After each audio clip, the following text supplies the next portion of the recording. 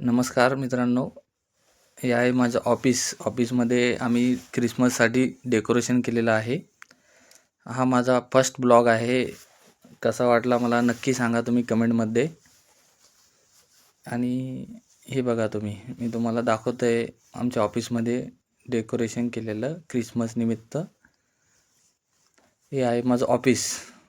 कसं वाटलं मला सांगा तुम्ही कमेंटमध्ये. छान आहे ना? हे बघा, इथे मी काम करतो. हे माझं ऑफिस आहे, अकाउंटंट. छान.